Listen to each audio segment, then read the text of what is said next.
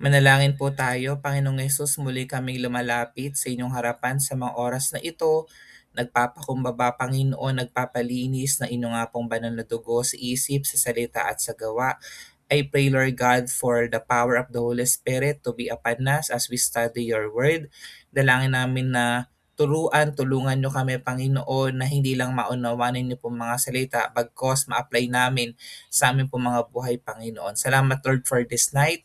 Salamat, Lord, na lahat po ng mga concerns ng bawat isa, kinakatagpo niyo po sa mga oras na ito. Purihin ka, Lord, dakilain sa aming kaparangan sa pangalan ni Jesus. Amen. Ang ating pong topic 207, pinamagatan po nating light and power. Kukuhanin natin yung ating main verse sa Luke chapter 4 verses 18 to 19.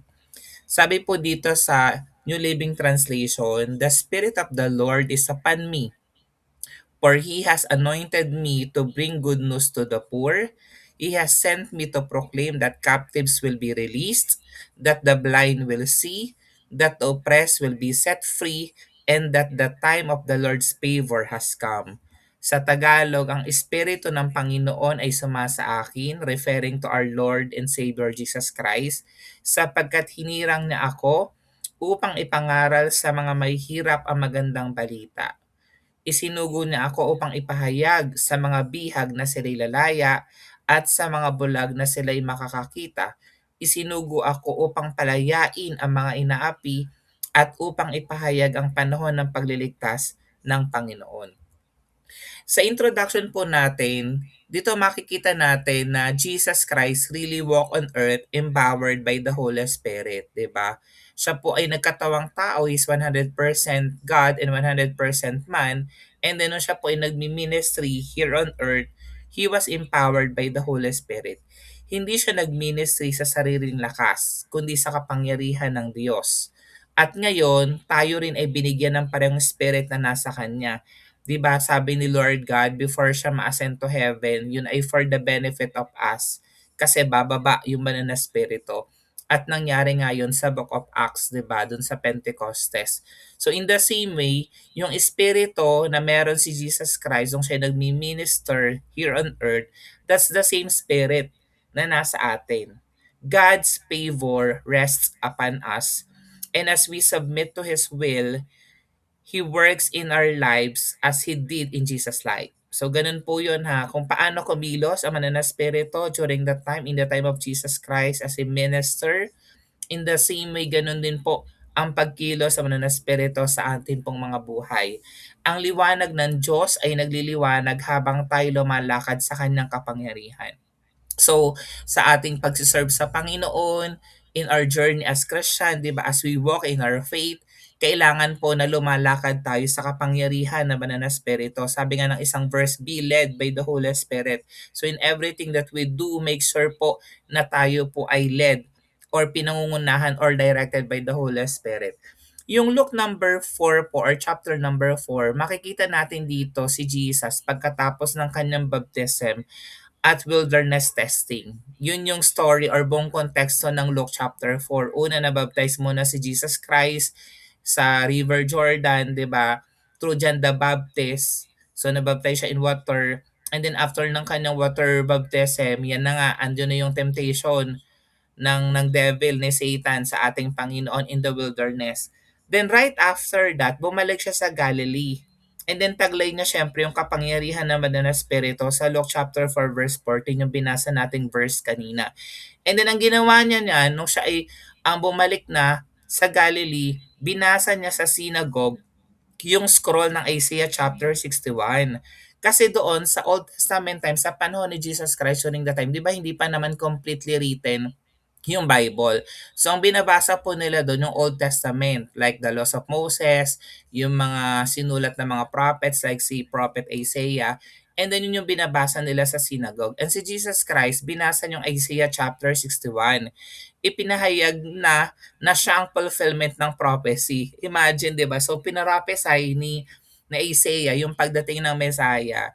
And it was the Messiah himself, Jesus Christ, reading the scroll, 'di ba? Pinahayag niya na siya yung tinutukoy doon na Isaiah about the fulfillment ng prophecy na darating nga yung Messiah. In the culture po ng Jews, inaasahan nila kasi ang Messiah na magdadala ng kalayaan at restoration. So, anticipated nila yan. So, may mga sinabi yung prophet, 'di ba? May mga prophecy na darating yung Messiah, nagbigay ng mga signs. Ayan. And then si Jesus Christ, he declared, "Today this scripture is fulfilled in your hearing." 'Di ba? Si Jesus Christ mismo yung nag-reveal ng fulfillment ng prophecy na yon. Siya ang light, empowered by the Spirit. At siya rin ang nagbibigay ng kapangyarihan sa atin. Yan. Luke 4:14, ito yung binasa natin kanina, bumalik sa Galilea si Jesus, taglay ang kapangyarihan ng Espiritu Santo, napabalita sa makaratig bayan ang tungkol sa kanya. And Jesus returned in the power of the Spirit into Galilee, and there went out a fame of him through all the region round about. And he taught in their synagogues, being glorified of all. Yan. And then, mahaba yung book of Isaiah chapter 61, pero banggitin ko lang yung verse 1. Yan, na isa ito sa binasa ni Jesus Christ dun sa synagogue. Sabi niya doon, ang Espiritu ng Panginoong Yahweh ay sumasa akin sapagkat ako'y kanyang hinirang.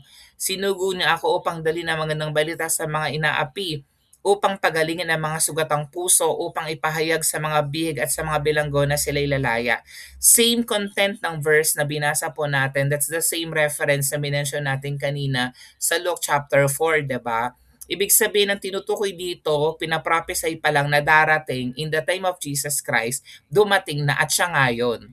So binanggit yan, 'di ba? Sinugo siya upang dalhin ang magandang balita sa mga inaapi, upang pagalingin ang mga sugatang puso, upang ipahayag sa mga big at sa mga bilanggo na sila'y lalaya. And many more. Ang haba po ng Isaiah chapter 61. So feel free to read that to explain ano ba yung gagawin ng Messiah na ginawa ni Jesus Christ in His time 2,000 years ago.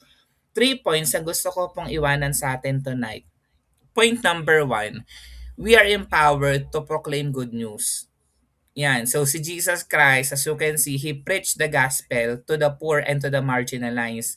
Pero hindi ibig sabihin po nito na kapag mayaman, hindi na natin kailangan share ng word of God. No, ibig sabihin nun, yung mga tao na poor in spirit, ibig sabihin nangangailangan ng tagapagligtas regardless kung sila po ay wealthy or not. Ayan, ang kapangyarihan ng Spirit ay hindi para sa sarili nating glory. Tandaan po natin yun na hindi ka binigyan ng kapangyarihan ng malan na Espiritu to glorify yourself, kundi para magdala ng good news. Yun yung pare-parehong calling ng bawat isa po sa atin. Bagamat sabi ko nga kahapon sa aming discipleship training ng mga kabataan, hindi tayo nagsiserve for the spotlight na gusto natin yung pulpit ministry, gusto natin na tumutugtog tayo, kumakanta tayo sa unahan, kundi dapat ang ating common ground is we are sharing the good news, the gospel, the message of the Lord. Kahit simpleng testimony po natin, kapag empowered ng Spirit, nagiging liwanag ito sa iba. 'Di ba? Dapat walking Bible tayo. Yung ating testimony, napakahalaga po niyan kasi binabasa po tayo ng mga tao. Dapat nakikita po sa atin si Jesus Christ. At ganun yung ginawa ni Jesus Christ in His time. He was empowered by the Spirit to proclaim good news. In the same way, kaya din po natin magpahayag ng salita ng Diyos. Sabi nga ng Word of God, the Holy Spirit Himself will teach you kung anong mga bagay na kailangan nating sabihin. So, ibig sabihin po nun, just follow. Sundin lang natin yung pinapagawa ng Panginoon, and the rest will follow kasi nga nasa atin na po yung kapangyarihan naman ng Espiritu. Yung point number 2 ko, empowered to set people free. Yan, free from bondage of sins, 'di ba? Sakit at karamdaman, lahat po ang daming freedom na kailangan ng tao. Kapag lumalakad tayo sa spirit, chains are broken. At ano-ano po mga chains yan, ano-ano po mga tanikalayang pwedeng ma-broke kapag tayo po ay empowered ng Holy Spirit. Could be physical, 'di ba? Yung mga physical na sakit at karamdaman, emotional, 'di ba? Ang dami natin nakakausap, mga broken-hearted, abandoned, iniwan, 'di ba? Or even spiritual. Yung nagkakaroon ng dryness spiritually, yung feeling nila hindi na sila malapit sa Panginoon, hindi sila worth it, hindi sila deserving. Kaya rin po yang kayong palayain ng Panginoon sa ganyang sitwasyon. God uses us, tayo po na mga anak ng Diyos, to bring freedom to those bound by sin, to those bound by fear, or even bound by oppression. So syempre, walang gagamitin ng Panginoon kundi yung kanyang mga anak. At tayo po yon. We're also empowered by the Holy Spirit to set people free. Katulad na nangyari kay Paul at saka kay Silas in prison. Imagine nasa prison sila sa Acts chapter 16 verses 25 to 26 pero they worship, they honor the Lord. Nang maghahating gabi na, sina Pablo at Silas ay nananalangin at umaawit ng mga himno sa Diyos at nakikinig naman ng ibang mga bilanggo. Walang ano-ano'y lumindol ng malakas at nayanig pati ang mga pundasyon ng bilangguan, biglang nabuksan ng mga pinto at nakalag ang mga tanikala ng lahat ng bilanggo. Ang ganda, no? Makikita natin dito, it's not only Paul and Silas as they worship the Lord na natanggal yung bandage in the physical. 'Di ba? Sugatan sila, may tanikala sila, 'di ba? Pero they honor, they worship the Lord. At alam natin na dahil sa kapangyarihan ng banal na espiritu, sila po ay nakalaya dito sa kadenang ito sa pagkabilanggo. Pero more than that, makikita natin nakikinig naman ang ibang mga bilanggo. So on top of that na sila, kailangan nila ng physical na restoration, kailangan nilang ma-set free, 'di ba? In the physical, may mga tao inside na kailangan din ng restoration spiritually, hindi lang physical, na sila bilanggo din, kundi kailangan nila ng kaligtasan in the spirit, 'di ba? Kaya nangyari, lumindol ng malakas, na yanig pati ang pundasyon ng bilangguan, nabuksan ng mga pinto, nakalag ang kanilang mga tanikala ng lahat ng bilanggo. At kung babasahin po natin yung Acts chapter 16, makikita natin doon, even yung mga bilanggo tumanggap sa ating Panginoon na Panginoon tagapagligtas ng kanyang buhay. So nakita natin si Paul, si Silas, diba, regardless of the situation, the place they're in, pero nagamit sila ng Panginoon to set people free, hindi lang for themselves, but for other people as well. In the same way, ganun din tayo. Pwede tayo magamit ng Panginoon as long as we're walking in spirit para mabroke yung mga chains in the physical, emotional, or even spiritual. Yung last point ko po tonight, we are empowered to shine God's favor. Yan. So tandaan mo yan, ha, nasa atin na yung favor ng Diyos. Kaya nga when we pray, hindi tayo nagbebeg, hindi tayo nagmamakaawa sa Panginoon, kundi nire-receive natin, pinaniniwalaan natin yung pabor na binigay na sa atin ng Panginoon.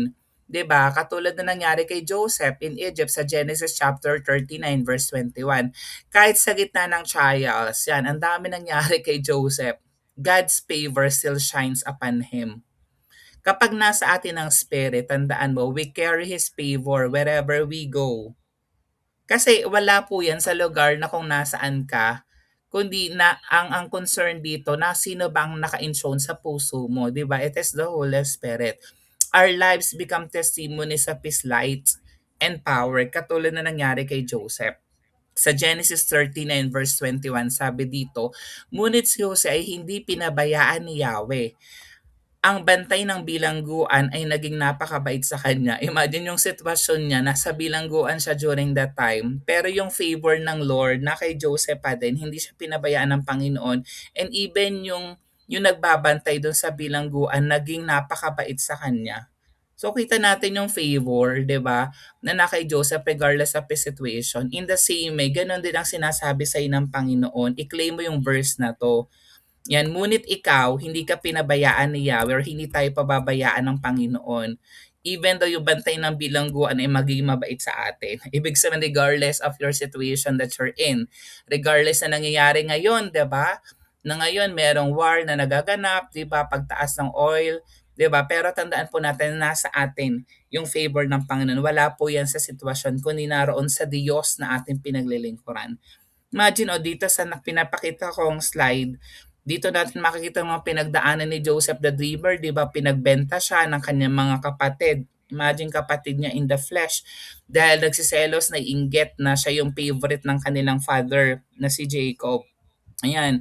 And then, alam natin na nung pinagbenta siya, nagtrabaho siya kay Potiphar. Pero yung asawa ni Potiphar, may gusto kay Joseph, inaakit siya, pero tumakbo etong si Joseph dahil doon nagalit si Potiphar. Sumigaw yung Potiphar's wife, yung asawa. Sumigaw siya ng rape, nire-rape siya. Kaya nakulong noon si Joseph. Pero doon sa kulungan, yun nga, naging mabait yung bantay sa kanya and then nagamit siya ng Lord doon kasi may panaginip yung dalawa na kasama si bilangguan, na-reveal niya, na-interpret niya kung ano yung panaginip. Dahil doon pinatawag siya ng Pero. Eventually, nagustuhan ng Pero yung interpretation niya doon sa kanyang panaginip na magkakaroon ng 7 taon na tag-ani, then 7 taon na taggutom. Dahil doon, hindi namatay yung mga Egyptians, 'di ba? Doon sa Great Famine. And even yung kanyang family from Israel pumunta ng Egypt, na-restore back yung relationship niya with his family. Na yung family niya, yung mga Israelites, hindi rin nalipol because of Great Famine kasi nga may enough supply sa Egypt. Imagine yung favor ng Lord, 'di ba, na na kay Joseph. That's the same favor na nasa atin. Hindi po problema kung may mga tao na galit sa atin, may mga tao na gumagawa ng masama sa atin, nag-iisip ng masama sa atin. Hindi rin issue kung tayo po ay feeling natin nakakulong tayo in the physical, in the spiritual, or even emotional, 'di ba? Pero tandaan po natin, the favor of the Lord is upon us. Kasama natin ng Lord. Sa ating conclusion tonight, Jesus is the light and He walked in the power of the Spirit. Ngayon, tayo rin ay empowered ng Holy Spirit. Tandaan mo, hindi tayo powerless. We are powerful because we carry His light and we carry His favor. And as we walk in obedience, humility, and faith, His power shines through us. Ngayon, paano ko siya ma-apply sa buhay ko? Number one, pray daily to be filled with the Holy Spirit. Bakit ko sinabing kailangan daily? Kasi minsan, nasa atin na si Holy Spirit, pero kahit nasa atin na si Holy Spirit, minsan hindi natin na nararamdaman na tayo po ay puspos sa manan ng Espiritu or nasa atin talaga si Holy Spirit. Pero when we pray, yan, nagkakaroon tayo ng communication with the Lord, napifeel tayo uli ng banal na Espiritu. And then share the good news kahit sa simpleng paraan. Hindi kailangan na ang dami mong alam na Bible verses, 'di ba? Kahit sa simpleng paraan, we can even share the gospel. Like kung anong natutunan mo tonight, i-share mo sa mahal mo sa buhay. Or even one verse na you would like to share to other people as well. And then as we serve the Lord, dapat we serve others with humility, showing God's favor through our actions. Yan, 'di ba? Actions speak louder than words. We have to walk the talk. Hindi pwedeng we are serving the Lord pero hindi nakikita sa ating testimony. Sabi ko nga, yung ating testimony, yun yung binabasa ng mga unbelievers, ng mga people around us. So we have to serve others with humility. And then number four, walk in confidence. Knowing God's Spirit empowers you. Yan, wag naman tayong parang matamlay masyado when sharing the gospel. Dapat andun yung confidence. Kasi sabi ko nga sa inyo, it is the Holy Spirit that empowers us. 'Di ba? Siya yung magtuturo. Siya yung magsasalita in our behalf. God's Spirit empowers us. Always remember that.